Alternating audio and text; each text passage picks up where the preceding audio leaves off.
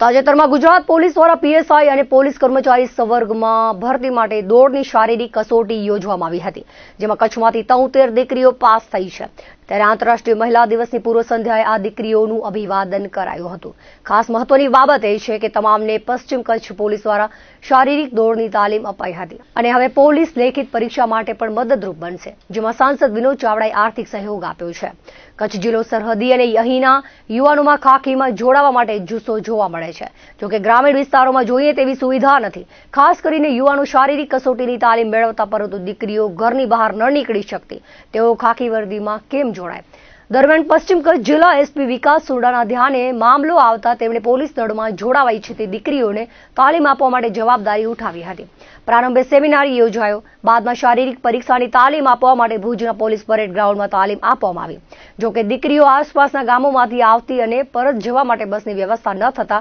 Police હેડક્વાર્ટર્સમાં આવેલા police બેરેકમાં રહેવાની વ્યવસ્થા કરી અપાઈ, જમવાની વ્યવસ્થા કરી અપાઈ, તેમજ હેડક્વાર્ટર્સમાં તેઓને વાંચવા માટે લાયબ્રેરીમાં બુકો વસાવાઈ અને ભુજ શહેર પોલીસની સી ટીમ દ્વારા દરરોજ મેદાનમાં શારીરિક કસોટીની તાલીમ આપવામાં આવતી હતી। સ્વપ્ન ખાખી અંતર્ગત કચ્છભરમાંથી 103 દીકરીઓએ તાલીમ મેળવી હતી, જેમાંથી 73 દીકરીઓ પાસ થઈ હતી। ત્યારે પોલીસ હેડક્વાર્ટર્સ ખાતે તેઓનું અભિવાદન કરવામાં આવ્યું હતું। એસપી વિકાસ સુરડાએ જણાવ્યું હતું કે તાલીમનો મુખ્ય ઉદ્દેશ્ય કચ્છ જિલ્લો સરહદી હોવાથી પોલીસ વિભાગમાં વધુ સંખ્યામાં કચ્છની દીકરીઓ જોડાય અને દેશની રક્ષા કરે અને પોલીસમાં જોડાઈ પગભર બની ગામ અને પરિવારનું ગૌરવ વધારી શકે। શરૂઆતમાં શારીરિક કસોટીની તાલીમ આપવામાં આવી, જેમાં મળેલી સફળતા અને દીકરીઓનો જુસ્સો અને મહેનત જોઈ પોલીસે હવે લેખિત કસોટીની તૈયારી કરાવવાનું પણ નક્કી કર્યું છે।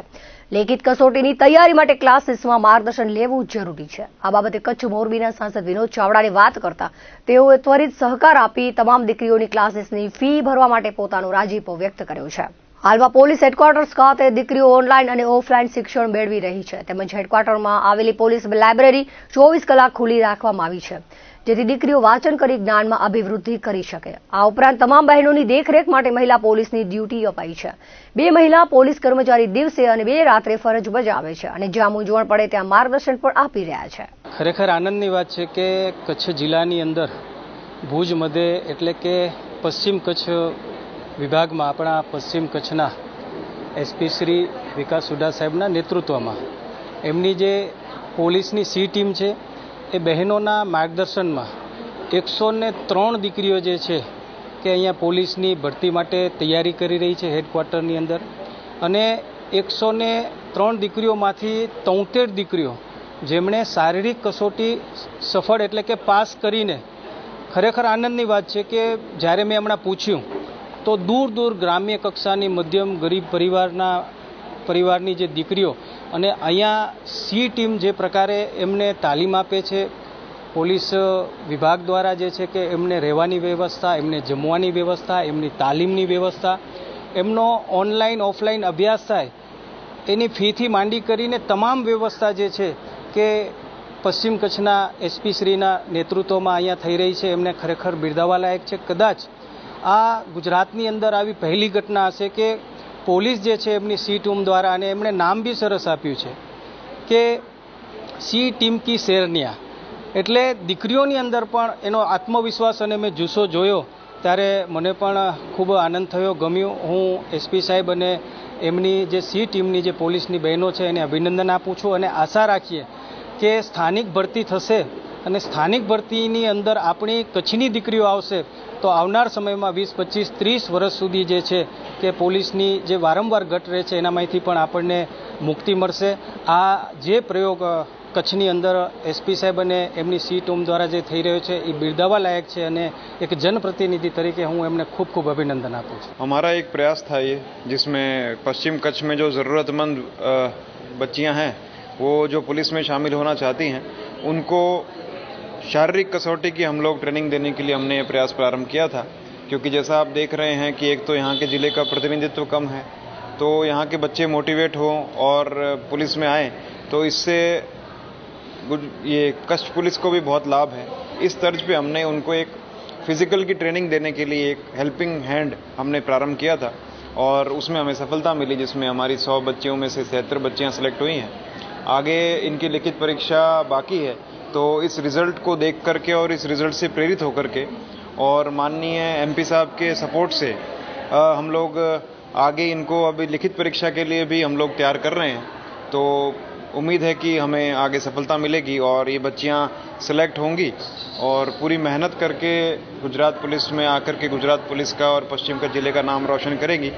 ये हमारा प्रयास है और इसके लिए हमें आज माननीय सांसद सभ्य श्री विनोद भाई चावड़ा साहब का मार्गदर्शन और पूरा सपोर्ट प्राप्त हुआ है, जिसके तहत बच्चियों के लिए जो भी एजुकेशन का या कोचिंग का जो भी खर्चा आया है वो उनकी ओर से वो देने को वो खुशी उन्होंने इस एक विचार रखा। उससे हमारे ये योजना जो पश्चिम कच्छ जिले के लिए प्रारंभ की गई है उसको एक बहुत बड़ा आधार मिलेगा और भविष्य में भी इस तरह की योजनाएं जारी रहेंगी और हम उम्मीद करते हैं कि ज़्यादा से ज़्यादा बच्चियां जो हैं वो गुजरात पुलिस में सिलेक्ट। सर, खास करके एक तो पुलिस फोर्स और दूसरी तरफ ये सामाजिक दायित्व, और क्या पड़कार था आपके सामने ये जब आपने सोच रखी? इसमें ऐसा था कि जो पश्चिम कच्छ जिला है वहाँ पे जो बच्चियां हैं उनको इतना एक्सपोजर नहीं था और जिस तरह से लगातार सरकार की ओर से पुलिस की भर्ती आ रही है तो हमें एक रिक्वायरमेंट थी कि यहाँ के लोकल अगर पुलिसकर्मी हमें प्राप्त हों जो बॉर्डर के जानकार हैं, बॉर्डर एरिया के जानकार हैं, तो पुलिसिंग को मजबूत किया जा सकता है। प्लस बच्चियों की भी रिक्वायरमेंट थी कि उनको एक तरह से मार्गदर्शन के लिए दूर जाना पड़ता है, गांधीनगर जाना पड़ता है या फिर अन्य बड़े शहरों में जाना पड़ता है, तो शारीरिक कसौटी के लिए हमने उनको प्रयास किया था, उसमें सफलता मिली, तो अब आगे हम लिखित कसौटी के लिए भी इसको प्रारंभ कर रहे हैं, जारी रख रहे हैं। हमारी शी टीम का ही पूरा योगदान है इस योजना के क्रियान्वयन में। उन्होंने जिस उत्साह के साथ एक तरह से अपने बड़ी बहन के रूप में बड़ी बहनों का फर्ज अदा करके इन बच्चियों को एकदम पारिवारिक माहौल में रखा और इनकी छोटी छोटी बात में एग्ज़ाम से एक दिन पहले फिजिकल जो होता है उसमें फिजियोथेरेपिस्ट की व्यवस्था करना हो, वार्म अप करना हो, कूलिंग डाउन करना हो, तो वो खुद पहले से पुलिस में ट्रेंड थी, तो उन्होंने एकदम बड़ी बहनों के रूप में हमारी इन बच्चियों का साथ दिया। उसी का परिणाम है कि रिजल्ट आपके सामने है। મને અહીંયા આવીને ખૂબ ફાયદો થયો છે। અહીંયા આવીને હું ગામડામાં રનિંગ કરતી હતી ને ત્યાં અમારા માટે ગ્રાઉન્ડની પણ વ્યવસ્થા નહોતી અને પછી મને અહીંયા ભુજમાં ખબર પડી કે સી ટીમ દ્વારા અહીંયા આવી રીતે ગ્રાઉન્ડની બધી વ્યવસ્થા મળે છે અને તાલીમ મળે છે, તો હું મારા ગામથી અહીંયા આવી અને અહીંયા અમારા માટે રહેવાની અને ગ્રાઉન્ડ માટે સુવિધા અને ગ્રાઉન્ડમાં પણ અમારી જોડે સતત મહેનત કરવામાં આવી કે ગ્રાઉન્ડમાં અમે દોડી ના શકે તમને મોટિવેશન આપવામાં આવે કે બેન તમારા મમ્મી માટે દોડવાનું છે, બેન તમારા પપ્પા માટે દોડવાનું છે, તમને કરીને બતાવવાનું છે, તમે શેરન્યો છો, તમે કરી શકો છો, એવી રીતે અમે મોટિવેશન આપીને અમે ગ્રાઉન્ડ પાસ થયા છે। અને હજી એનાથી પણ વધારે અમારા માટે છે ને પોલીસ લાઇબ્રેરીની સુવિધા કરવામાં આવી છે, જમવા માટેની ફ્રીમાં સુવિધા કરવામાં આવી છે અને ફૂલ સેફટી, એક દીકરીને દીકરીને ટેન્શન હોય કે અમારી દીકરી અમે એકલી મોકલીએ છીએ અને આજના જમાના પ્રમાણે એમ યોગ્ય છે ન અયોગ્ય છે બધાના માવતરની વિચાર આવતા હોય છે, પણ અમારા માવતરે આંખ બંધ કરીને વિશ્વાસ કરી શકે એવી અમને સગવડ મળી છે અને ખૂબ સારી સગવડ છે અને અમને અન્ય દીકરીઓને પણ આવી સગવડ મળે એ અમારાથી એ પ્રયત્ન થાય, અમે એવું સફળ થઈને બતાડશું અને અમે એમને આપશું, રિઝલ્ટ બતાવશું એમને કે અમે પણ આગળની દીકરીઓને જે તૈયારી કરવા માંગે છે એમને અમે પણ મદદરૂપ થઈએ અને અમને એટલી બધી પ્રોત્સાહન મળવા મળ્યું છે કે અમે અગર બીજી દીકરીઓને પણ અમે મદદ માંગવી હોય ને કોઈને મદદ જોઈતી હોય ને તો અમે પણ મદદ માટે એમ અડધી રાતે પણ અમે હાજર હોઈએ, જે રીતે અમારા માટે સી ટીમની શેરણીઓ અમારા મેડમ લોકો જે હાજર રહે છે ને અમને પણ કોઈ કહે કે તમને પણ કોઈ દીકરીઓ માટે કે ક્યાં તમને સામાજિક કાર્ય માટે તમને જો હાજર હોય તો અમને એટલું પ્રોત્સાહન મળ્યું છે, અમને એટલું બધું શીખવામાં મળ્યું છે કે અમે પણ આટલે કાબિલ બની શકીએ છીએ। જય હિન્દ, જય ભારત। અમને અહીંયા પોલીસ પરેડ ગ્રાઉન્ડ માંથી મળી છે, સી ટીમની ટીમ તરફથી અમને તૈયારી કરાવી છે। અમે ફિઝિકલ અત્યારના 100ની ઉપરની છોકરીઓ આપી હતી, એમાંથી 70+ પાસ થઈ ગયું છે, જે અમારી સી ટીમની મેમ બધા છે એમના થકી જેટલો બધો અમે કરી શકી નકા અત્યારના અમારે છોકરી જાત લેડીઝ એમ બધું વિચારતા હતા કે અમે કઈ રીતે ક્યાં દોડવા જઈ, કઈ રીતે કરી કે કઈ અમારી પાસે એવું કાંઈ એમ હતો નહીં કે કઈ જગ્યાએ જાઓ રનિંગ કરવા કે એમ કાંઈ માર્ગદર્શન નહોતું, પણ જ્યારે આ બધી વસ્તુ અમારે અહીંયા કને વિકાસ હુંડા સર ને પછી માનનીય શ્રી વિનોદ ચાવડા સરને ખ્યાલ આવ્યો કે છોકરીઓને તૈયારી કરવી છે પણ એમની પાસે આવું કાંઈ તૈયારી માટેની કંઈ જગ્યા નથી કે આવું કાંઈ નથી, તો એમણે સરસ અમને માર્ગદર્શન આપ્યો, અમારી પાસે અહીંયા આવીને અમારું પ્રોત્સાહન આપતા ને બહુ સરસ એમ અમારે ફિઝિકલ પણ કરાવતા, સાથે સાથે અમારે એમ